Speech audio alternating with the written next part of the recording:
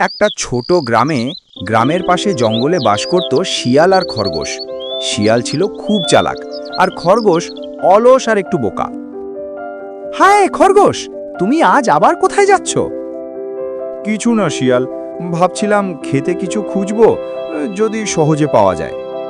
খরগোশ, এখানে একটি খাসি খাওয়ার জায়গা আছে, কিন্তু একদম সরাসরি গেলে ধরা পড়বে। আমাকে অনুসরণ করো। তাই নাকি? খুব সহজ হবে শিয়াল। খরগোশ সব সময় অলস থাকত, কাজ করতে কখনো মন দেয় না, আর সব সময় সহজ উপায় খুঁজত। খরগোশ অল্পতেই ভোল পাপা হয়ে গেল। সে শিয়ালের কথা শুনল আর দৌড়ে এগিয়ে গেল। মনে রেখো, অলসতা কোনো লাভ দেয় না, কিন্তু চালাক মস্তিষ্ক আর পরিশ্রম সব সময় সাফল্য আনে।